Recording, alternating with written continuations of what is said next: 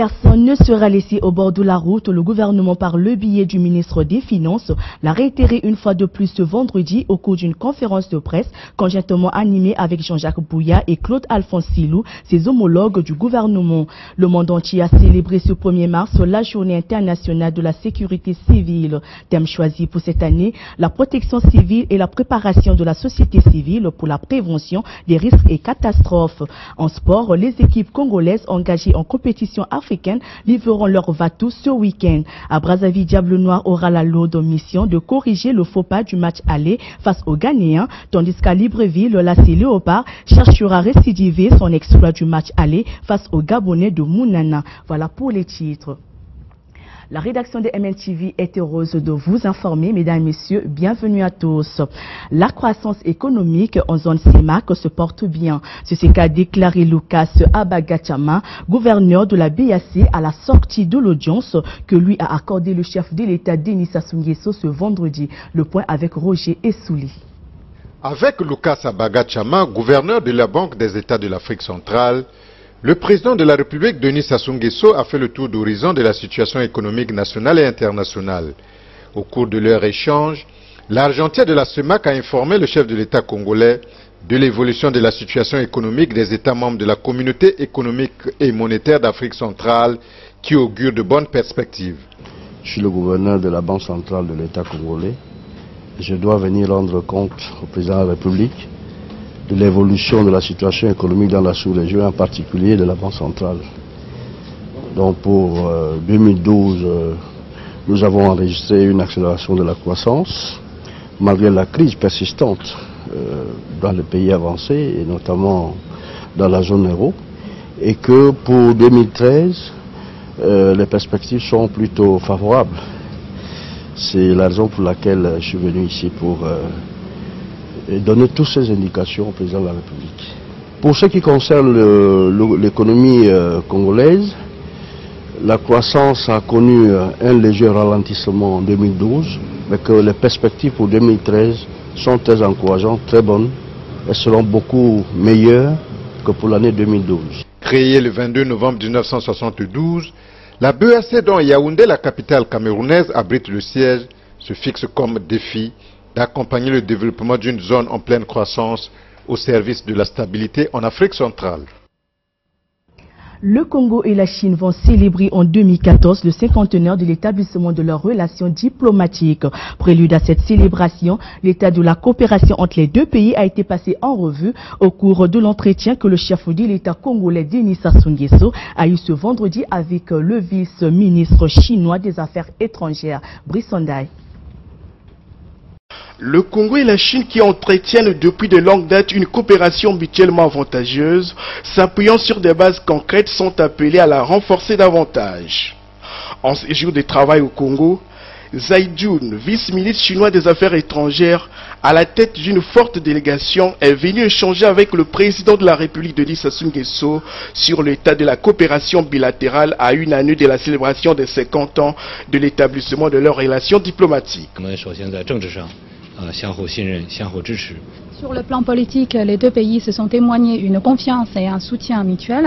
Le Congo a toujours accordé un soutien à la Chine concernant les questions liées aux intérêts vitaux chinois.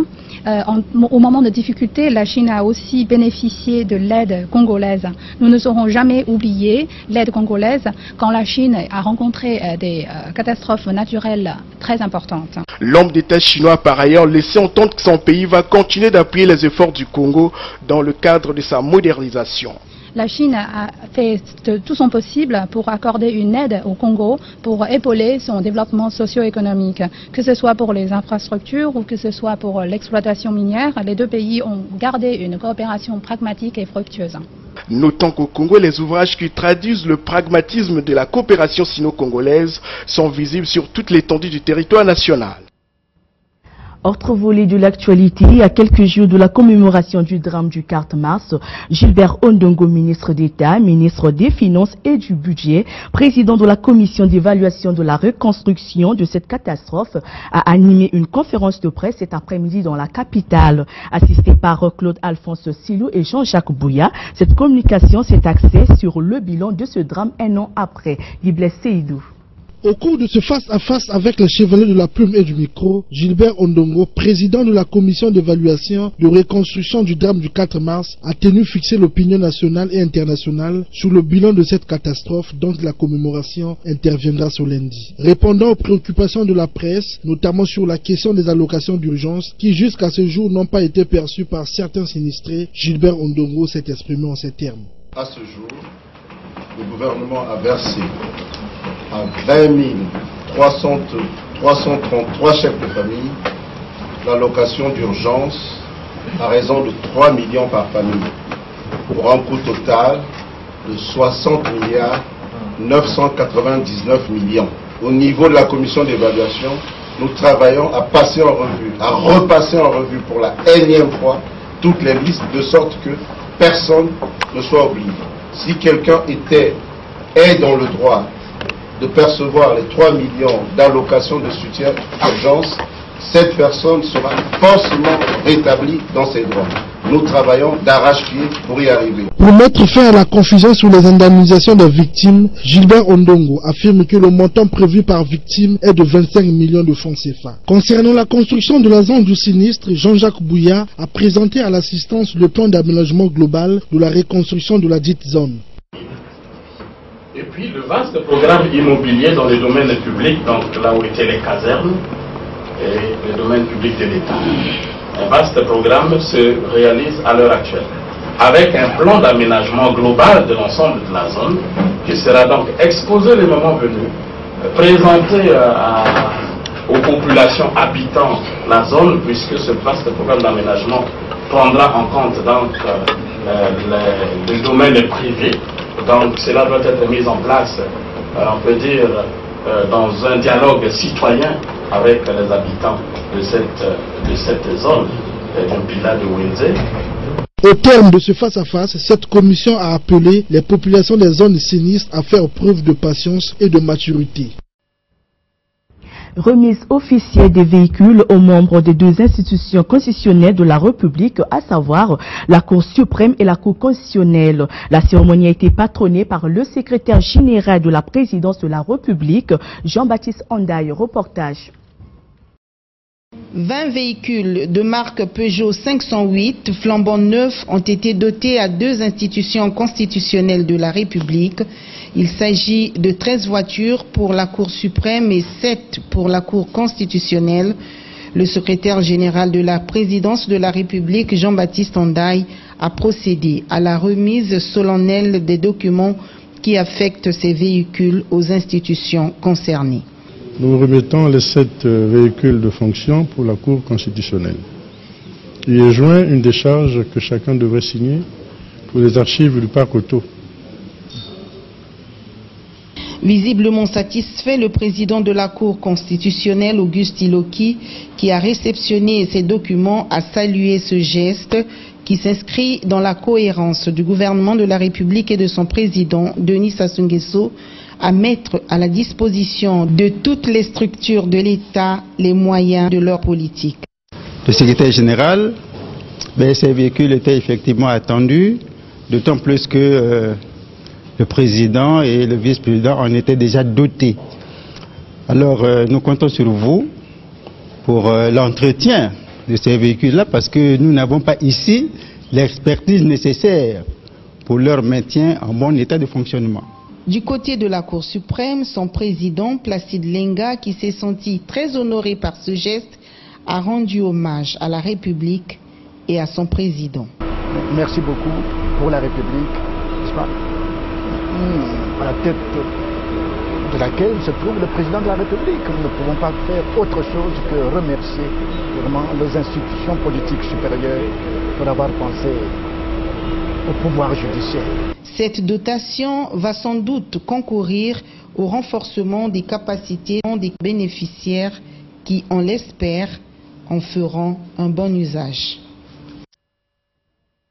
Au moment où le monde célèbre la Journée internationale de la sécurité civile, bon nombre de Congolais s'interrogent sur les missions spécifiques de cette entité de la police. À propos, Jean de Paribon Timbaléo a réfléchi sur la question.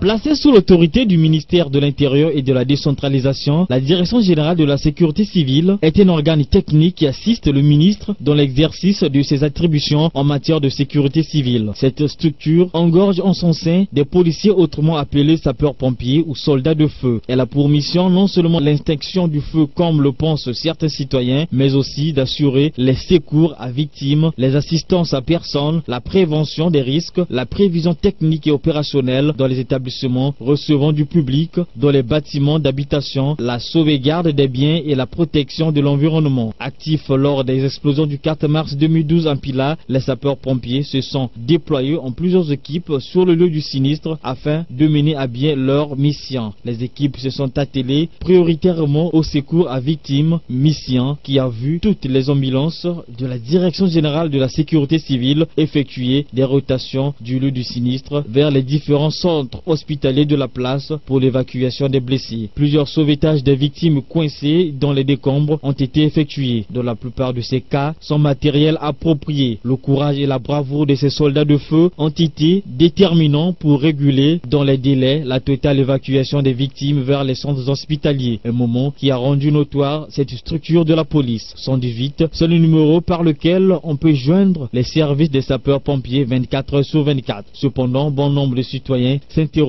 sur le retard auquel font souvent montre les sapeurs-pompiers au lieu d'incendie. Pour contourner la difficulté, il serait mieux de décentraliser cette structure, que dans chaque arrondissement ait au moins 2 véhicules pour incendie. Cela pourrait assurément faciliter les interventions en cas d'incendie. À l'étranger, l'un des principaux chefs d'Al-Qaïda, Abu Zaïd, aurait été tué dans un raid des forces françaises au nord du Mali. Les tests d'ADN sont en cours en Algérie, d'où il est originaire. Un reportage de France 24. L'un des chefs d'Al-Qaïda au Maghreb islamique les plus influents. Les médias algériens sont les premiers à évoquer sa mort. Dans un flash spécial, la télévision El Amar affirme qu'il a été éliminé par l'armée française, mais les experts restent prudents. Jusqu'à présent, l'expérience montre que la seule certitude que nous avons de la mort d'un chef djihadiste, c'est lorsque l'organisation elle-même, l'entourage immédiat ou les chefs supérieurs de ce type disent qu'il est mort. Il faut savoir qu'Abu Zaïd a été donné pour mort par les Algériens et par d'autres à plusieurs reprises. Ce vendredi, la presse algérienne avance que des tests ADN sont en cours sur la famille du haut responsable d'AQMI pour tenter d'identifier son corps. En France, le journal Le Monde dit confirmer l'information en citant des sources militaires jugées fiables. Selon ces médias, l'attaque aérienne se serait produite il y a quelques jours dans le nord du Mali, près de la localité de Tirargar. La cible, une colonne de véhicules, une quarantaine de combattants d'AQMI. Selon une autre source, plusieurs d'entre eux auraient été faits prisonniers. Pour l'ancien otage Pierre Kamat, Abu Zaïd et les autres membres d'AQMI sont des idéologues dangereux. Ce sont des fanatiques, des fous dangereux, qui sont persuadés de détenir une vérité, une seule vérité. L'Algérien Abu Zaïd a fait des otages son fonds de commerce et sa spécialité. C'est à lui qu'on attribue la mort du Français Michel Germano il y a 3 ans. C'est aussi sa Katiba qui est censée détenir les 6 Français en captivité au Sahel. Les États-Unis ont annoncé hier jeudi une nouvelle aide supplémentaire de 45 millions d'euros à l'opposition syrienne. Images et commentaires. De guerre civile ont détruit une grande partie d'Alep. Après l'incendie qui a ravagé une partie du souk, le plus important du Moyen-Orient, c'est désormais la mosquée des Omeyyades, construite au 8e siècle, qui a été dévastée. Les habitants, eux, se sont totalement abandonnés. C'est un génocide. Les États-Unis et l'Europe et même les pays arabes se sont unis contre la Syrie. Tout le monde a échoué en Syrie. Les rebelles contrôlent désormais 60% de la plus grande ville du Nord. Alep, qu'ils pourraient contrôler dans son intégralité s'ils avaient davantage de munitions et d'armes, selon eux. Pourtant, à Rome, les amis de la Syrie ont décidé de ne pas fournir d'armes à la rébellion. Rencontre avec la brigade Al-Tawhid, qui occupe la mosquée des Omeyyades. S'ils nous donnent des armes, juste de simples armes, nous pourrons libérer Alep en quelques semaines. Non seulement le monde entier a échoué et déçu en Syrie, mais il a massacré les Syriens. Il a été un soutien pour Assad.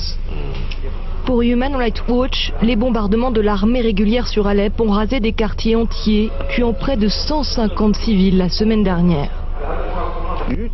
La communauté internationale semble s'être résignée au fait que les Syriens vont mourir.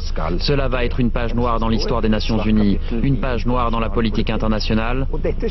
Et tout ça arrive après que les chefs d'État s'étaient engagés à protéger les populations après des massacres comme ceux du Rwanda ou de Srebrenica.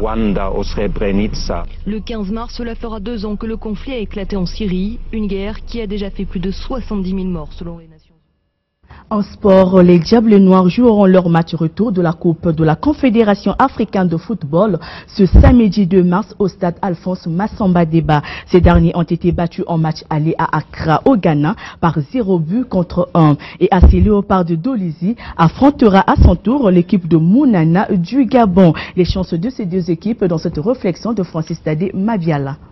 Déjà victorieux à l'aller par 2-0 à Dolisie face au leader du championnat gabonais Mounana, AC Léopard est bien parti pour passer ce tour préliminaire de la Champions League africaine. Les fauves du président Ayayos, qui nous ont déjà prouvé qu'ils savaient voyager, ont juste besoin d'un match nul de 0-0 pour être qualifiés au prochain tour. Même si ces derniers ont perdu la finale de la Super Coupe africaine face au national El Ali 2-1 lors de leur dernier match officiel, une rencontre qui a servi de préparation pour AC Léopard avant ce match retour de ce dimanche. À Libreville, AC Léopard aura donc la responsabilité de faire flotter haut le drapeau congolais avec un simple match nul. En ce qui concerne Diable Noir, dit Yakadiamama, la nation, qui a perdu 1-0 au Ghana devant News et Dibias, les Noirs et Jaunes du président Jean-François Ndengue recevront les Ghanéens ce samedi au stade Alphonse Massamba Deba. Un but à remonter pour les Diabletins n'est pas impossible. Ce qu'il faudra faire dès les 10 premières minutes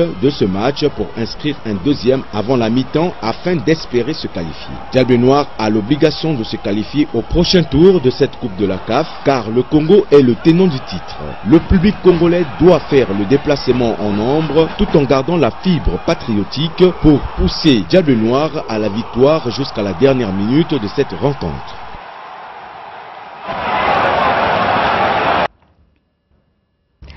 C'est par là que nous mettons un terme à ce journal. Retenez pour l'essentiel, personne ne sera laissé au bord de la route. Le gouvernement, par le biais du ministre des Finances, l'a réitéré une fois de plus ce vendredi au cours d'une conférence de presse conjointement animée avec Jean-Jacques Bouya et Claude Alphonse Silou, ses homologues du gouvernement. Le monde entier a célébré ce 1er mars la Journée internationale de la sécurité civile. Thème choisi pour cette année, la protection civile et la préparation de la société civile pour la prévention des risques et catastrophes.